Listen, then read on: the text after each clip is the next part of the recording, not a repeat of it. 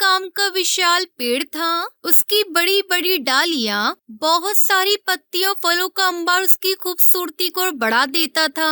उस पर बहुत सारे पक्षियों ने अपना डेरा डाल रखा था। उसकी मीठी आम चिड़ियाओं को बहुत आकर्षित करते थे, इसलिए बहुत सारी चिड़िया उस पर मंडराती रहती थी। एक टुनटुनी नाम की चिड़िया अकेली थी। टुनटुनी को पेड़ से बहुत प्यार हो गया था। वो आम खाती और वहीं पर रहती थी। एक बार टुनटुनी चिड़िया कहीं गई थी और जैसे उड़कर पेड़ के पास आई तो वहाँ का नजारा ही बदला हुआ था। पेड़ की बहुत सारी डाल काटी जा चुकी थी। फल और पत्तियां भी बहुत कम हो गई थी। ये देखकर टुनटुनी चिड़िया को बड़ा दुख हुआ। हे भगवान, ये क्या हो गया? आम काका, आपका ये हाल किसने किया? नदी पार जंगल के कुछ लकड़ी काटने वाले पक्षी आए थे। उन्हें घर के लिए लकड़ी की जरूरत थी। उन्होंने मेरी डालियों को काट लिया। उन्हें बहुत सारे फल भी मिल गए। मुझे बड़ी पीड़ा हुई, लेकिन उनकी जरूरतें पूरी हो गईं। मैंने चुपचाप सब कुछ सह लिया। दोस्तों, कल की वीडियो में आपने इतने कम लाइक क्यों किए? मुझे बहुत बुरा लगता है। दोस्तों, जब मैं आपके कहने पर कहानी बनाती हूँ और आप बहुत कम लाइक करते हो, और जब आप कम लाइक करते हो तो मुझे वीडियो बनाने का बिल्कुल भी मन नहीं करता है। तो प्लीज दोस्तों, अब इस वीडियो पर जाकर लाइक कर दो। आम काका, उन्हें लकड़ी चाहिए थी तो किसी सूखे गिरे हुए पेड़ की लकड़ी काट लेते। आपकी डालियों को नहीं काटना चाहिए था। आपसे उन्हें बहुत छाया मिलती थी। उन्होंने पर्यावरण को नुकसान पहुंचाया है। कुछ दिन के बाद बहुत तेज तूफान आ गया। छोटे पेड़ों को अधिक नुकसान नहीं हुआ, लेकिन बड़े पेड़ तूफान की चपेट में आ गए। आम के पेड़ के पीछे एक जामुन का पेड़ था। उसकी सभी डाल बहुत कमजोर थी। वो बहुत डर गया। आम भाई, मुझे तो बहुत डर लग रहा है। ये तेज हवाएं मुझे बर्बाद कर देंगी। दोस्त, चिंता मत करो। इस तूफान का मुकाबला पहले मुझसे हो रहा है। इसकी हवाएं मुझसे टकराकर दाएं बाएं से निकल जाएंगी। तुम मेरे पीछे चुपचाप खड़े रहो। तुम्हारे ऊपर आंच भी नहीं आएगी। मैं तुम्हें बचा लूंगा। तूफान की तेज हवाएं आम के पेड़ से टकराने लगी। वो डटकर मुकाबला कर रहा था। जामुन का पेड़ सुरक्षित हो गया था, लेकिन आम के पेड़ को बहुत नुकसान पहुंच रहा था। उसकी बची हुई डालियां टूटने लगी थी। बहुत सारे पक्षी आम की मोटी डाल के नीचे अपने आप को सुरक्षित महसूस कर रहे थे। पंछी और जामुन के पेड़ को नुकसान तो नहीं हुआ, लेकिन आम के पेड़ का बहुत नुकसान हुआ। उसकी आंखों में आंसू आ गए थे। टुनटुनी चिड़िया भी रो रही थी। टुनटुनी चिड़िया ने देखा तूफान थमने के बाद बहुत सारे पक्षी आम के पेड़ को छोड़कर जा रहे थे। उन्हें अपना घोंसला खतरे में नजर आ रहा था। ये दृश्य देखकर आम के पेड़ को बहुत दुख हो रहा था। मेरी डालियों की रौनक बढ़ाने वाले प्यारे पक्षी हमेशा के लिए जा रहे हैं। अब मैं उनकी प्यारी आवाज सुनने से वंचित रहूंगा। टुनटुनी चिड़िया भी उड़कर चली गई और ये बात आम के पेड़ को बहुत खल गई। वो सिसक उठा। मेरी टुनटुनी चिड़िया भी चली गई। उसने मुझसे कुछ कहा भी नहीं। वो छोटी सी थी जब उसकी माँ का स्वर्गवास हो गया। मेरी डालियों पर वो मेरे फल खाकर बड़ी हुई। मैंने सपने में भी नहीं सोचा था कि वो मुझसे दूर हो जाएगी। आम के पेड़ से सारे पक्षी चले गए थे। बची हुई डालियां सूनी पड़ गई थी। आम भाई, मुझे बड़ा दुख है। मैं आपके किसी काम नहीं आ पाया। आपने मेरे लिए अपने आप को समर्पित कर दिया, लेकिन ये टुनटुनी चिड़िया क्यों चली गई? दोस्त, मेरे पास अब कुछ नहीं बचा। मेरी डालियां भी टूट गई हैं। सारे फल गिर गए हैं। मैं किसी को छाया भी नहीं दे सकता। टुनटुनी चिड़िया भी मेरे साथ रहकर दुखी होती। अच्छा ही हुआ वो चली गई। भगवान उसे जहाँ रखे सुखी रखे। अब तो लोग मुझे किसी दिन जड़ से काट डालेंगे। आम और जामुन के पेड़ में बातें चल रही थी। इतने में अचानक टुनटुनी चिड़िया लौट कर आई और आम की डाल पर बैठ गई। आम और जामुन का पेड़ हैरानी से उसे देखने लगे। टुनटुनी, मुझसे मिलने आई हो? अरे, मैं गई कहाँ थी? मैं तो उन पक्षियों को रोकने की कोशिश कर रही थी। मैं आपको छोड़कर कभी नहीं जाऊंगी। आपसे दूर रहने की मैं सोच भी नहीं सकती। प्यारी टुनटुनी चिड़िया, मैं तुम्हें तकलीफ में नहीं देखना चाहता। मेरे पास तो फल भी नहीं रहे। आप चिंता मत करिए, मैं अपना ध्यान रख लूंगी, लेकिन आपसे दूर नहीं रह पाऊंगी। ये सुनकर आम के पेड़ की आंखें गीली हो गई। टुनटुनी चिड़िया का अपनापन और प्यार स्नेह देखकर उसकी आत्मा को बड़ी प्रसन्नता हुई। वो अपना सारा दुख दर्द भूल गया और खुशी के मारे उसकी डाली पर नई नई हरी हरी पत्तियां उगाई। उस दिन के बाद से टुनटुनी चिड़िया और आम का पेड़ एक साथ खुशी खुशी रहने लगते हैं।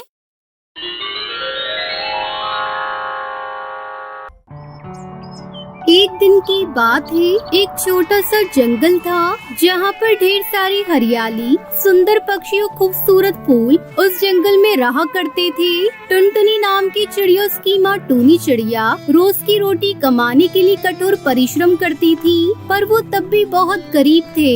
एक दिन टूनी चिड़िया जंगल में जाकर कुछ सूखी लकड़ी जमा करके ले आई और वो सूखी लकड़ी टुनटुनी चिड़िया को दे दी। टुनटुनी बेटा, जा बाजार जाकर लकड़ी बेच कर आ और जो पैसे मिले उनसे कुछ दाना अनाज ले आना। लकड़ी का ढेर सिर पर रखकर वो बाजार की ओर निकल पड़ी। वो कभी भी बाजार नहीं गई थी, तो उसको व्यापार करना पता ही नहीं था। वो एक दुकान वाले के पास गई। टुनटुनी चिड़िया ने सब कुछ देखा और अचानक उसकी नजर एक चमकीले बीज पर पड़ी। टुनटुनी चिड़िया सोचने लगी, अरे ये बीज चमक क्यों रहा था? फिर टुनटुनी चिड़िया ने दुकानदार से पूछा, इस लकड़ी के लिए आप मुझे कितना अनाज दोगे? अरे बहन जी, ये तो बहुत महंगा है, इसे लेना आपके बस की बात नहीं है। पर टुनटुनी चिड़िया की नजर उस चमकीले बीज पर ही चिपकी हुई थी। फिर टुनटुनी चिड़िया बोली, भैया मुझे अनाज नहीं चाहिए, मुझे वो चमकीला बीज चाहिए, थोड़े से ही पैसे में लगा लो। बहुत बहस के बाद टुनटुनी चिड़िया अपने साथ उस चमकीले बीज को घर ले गई। घर वापस आकर उसने बीज अपनी माँ को दिखाया। ये देखो माँ, मैं एक चमकीला जादुई बीज लाई हूँ। टूनी चिड़िया देखकर हैरान रह गई और बोली, तुम्हारा दिमाग तो सही है, तुम खाने के लिए ये लाई हो? इतना कहकर टूनी चिड़िया रोने लगी। तुम इतनी मूर्ख कैसे हो सकती हो? तुम ये सारी लकड़ी देकर एक बेकार बीज ले आई। हम आज क्या खाएंगे, तुम कब समझोगी? माँ की डांट सुनकर टुनटुनी चिड़िया रोने लगी और वहाँ से उड़ गई। वो उड़कर एक सुनसान जंगल की नदी के पास जा पहुँची और उस चमकीले बीज को पानी में फेंक दिया। अचानक से वो बीज खुल गया और एक आम का पेड़ उसमें से उगने लगा। उस पेड़ ने टुनटुनी चिड़िया की ओर देखा और कहा, ओ चिड़िया, क्या तुमने मुझे बोया है? हाँ, मैंने ही बीज नदी में फेंका और उसमें से तुम निकल गई। पर तुम रो क्यों रही हो? टुनटुनी चिड़िया सारी कहानी आम के पेड़ को सुनाती है। पेड़ को बुरा लगता है और टुनटुनी चिड़िया को वो एक आम दे देता है। उसे देखकर टुनटुनी चिड़िया बहुत खुश हो गई और घर वापस उड़ती हुई गई। फिर टुनटुनी चिड़िया ने अपनी माँ को आम दिया और फिर दोनों ने उसको बांटकर खाया। अगले दिन फिर से टुनटुनी चिड़िया पेड़ के पास गई। ये आम के पेड़, मुझे एक और आम दे दो। इस बार भी पेड़ ने एक ही आम दिया। एक आम देने पर टुनटुनी चिड़िया और आम मांगने लगी। पेड़ ने कहा, टुनटुनी, मैं एक जादुई पेड़ तो हूँ, पर मुझ पर एक श्राप है। मैं तुम्हें एक आम से ज्यादा नहीं दे सकता। मैं भी तुम्हारी मदद करना चाहता हूँ, पर नहीं कर सकता। फिर से अगले दिन टुनटुनी चिड़िया पेड़ के पास आम मांगने गई, परंतु पेड़ ने वही जवाब दिया। टुनटुनी चिड़िया ने पूछा कि आपके पास और कोई जादुई शक्ति नहीं है जिससे आप मेरी माँ को आम दे सको? नहीं, मैं ऐसा नहीं कर सकता, पर मैं एक काम कर सकता हूँ। मेरे पास कुछ लकड़ी है जो मैं तुम्हें दे सकता हूँ। तुम लकड़ी का इस्तेमाल करके एक दिन के अंदर एक अच्छा घोंसला बना दोगी, तो मैं तुम्हें आम की टोकरी दे सकता हूँ, जिससे तुम आमों को बाजार में बेच सकती हो और अपनी माँ की भी जरूरत को पूरा कर सकती हो। ठीक है पेड़ जी, मैं आज ही अपना काम शुरू कर दूंगी और सुबह आपको लकड़ी का घोंसला बनाकर दे दूंगी। टुनटुनी चिड़िया लकड़ी लेकर आम के पेड़ की डाल पर घोंसला बनाने में लग जाती है। सुबह होने से पहले ही टुनटुनी अपनी मेहनत से लकड़ी का घोंसला बना लेती है। अरे वाह, मैंने तो कितना अच्छा घोंसला बना दिया। आम के पेड़ ने जब टुनटुनी का बना घोंसला देखा तो वो टुनटुनी चिड़िया से कहता है, टुनटुनी, तुमने मुझे आज खुश कर दिया। तुमने बहुत अच्छा घोंसला बनाया है और बहुत मेहनत की है। मैं देखना चाहता था कि तुम मेहनत कर सकती हो या नहीं। तुमने अब ये साबित कर दिया कि तुम किसी से कम नहीं। उसके बाद आम का पेड़ टुनटुनी चिड़िया को आम से भरी टोकरी दे देता है। फिर टुनटुनी चिड़िया आम को बेचकर अपने घर का गुजारा करने लगती है। ये देख टूनी चिड़िया उससे कहती है, बेटा तूने तो कमाल कर दिया, हमारी गरीबी को दूर कर दिया और मुझे माफ कर दियो, मैंने तुझ पर चिल्लाया। नहीं माँ, आप माफी मत मांगिए, ये सब तो उसी चमकीले बीज से हुआ है। उस दिन के बाद से टुनटुनी चिड़िया और टूनी चिड़िया खुशी खुशी रहने लगती है।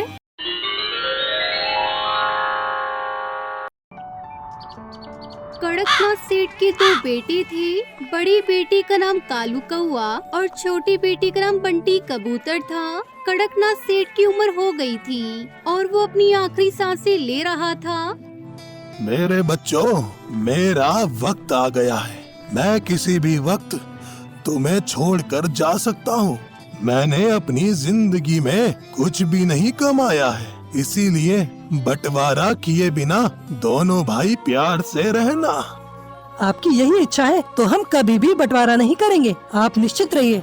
ऐसा कहते हुए कड़कनाथ सेठ के दोनों बेटे उसे भरोसा दिलाकर परेशान मत होने को कहते हैं। ऐसे ही कुछ दिनों बाद कड़कनाथ सेठ की मौत हो जाती है। कालू और उसकी पत्नी टुनटुनी चिड़िया दोनों पुराने ख्यालात के होते हैं और बड़ों की बात का मान रखने वाले।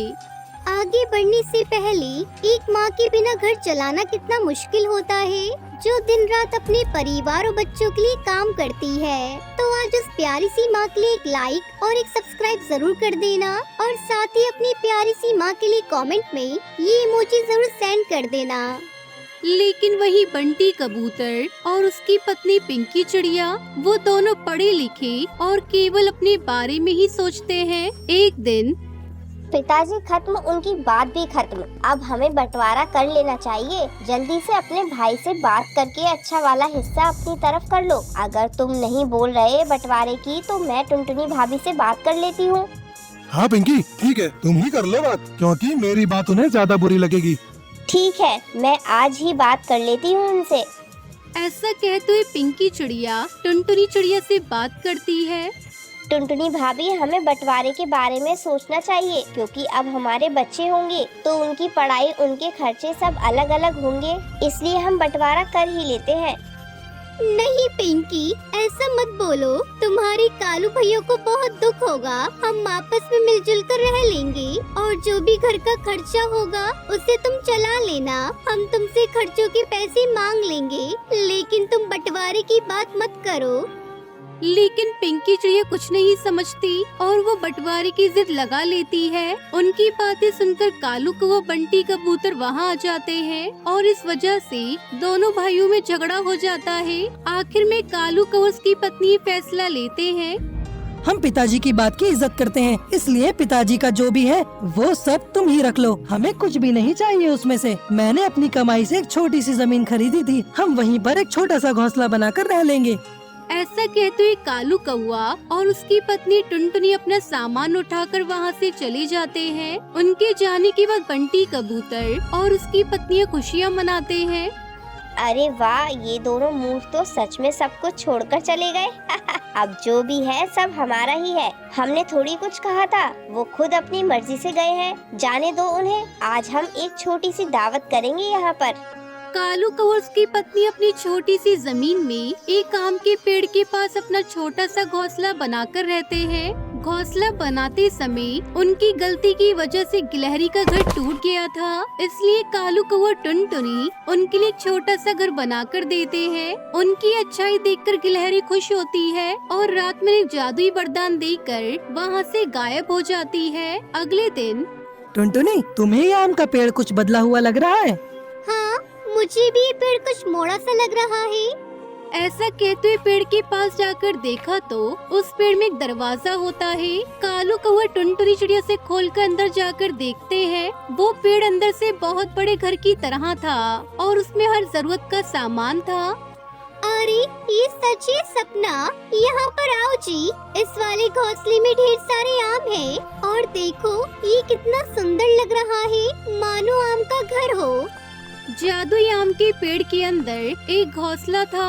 उसमें से कितने भी आम क्यों न ले लो, एक बार दरवाजा बंद करके दोबारा खोलने पर वो घोंसला फिर से आमों से भर जाता था। कालू कौवा टुनटुनी चिड़िया साल भर उन आमों को बेच कर बहुत बड़े धनवान बन जाते हैं। उनकी ये सफलता देखकर बंटी कबूतर उसकी पत्नी को कुछ भी समझ में नहीं आता और वो दोनों कालू कौवे से मिलने के लिए उसके घर जाते हैं और उससे कहते हैं, पिताजी की सारी संपत्ति तो मैंने ही रख ली थी, फिर भी इतने कम समय में अब इतने बड़े धनवान कैसे बन गए? मेरे पास संपत्ति के नाम पर सिर्फ वो पुराना घोंसला है। भैया, अच्छी सोच रखने पर हमेशा अच्छा ही होता है। तुमने एक बार भी नहीं सोचा कि हम कहाँ जाएंगे और कैसे रहेंगे, इसलिए तुम्हारे पास सब कुछ होने के बाद भी तुम आज गरीबी में हो। उसके बाद बंटी और उसकी पत्नी को अक्ल आती है। हमें माफ कर दो भाई भाभी, हम समझ गए हैं। अब से हम हमेशा ईमानदारी के रास्ते पर चलेंगे। हाँ भैया, हमें माफ कर दो। जब से आप दोनों उस घर को छोड़कर गए तभी से हमारे जीवन में परेशानी के अलावा कुछ हाथ ही नहीं आया। अब हम कभी लालच नहीं करेंगे, हम मिलकर रहेंगे। इस तरह दोनों भाई फिर से मिलजुल कर खुशी खुशी रहने लगते हैं।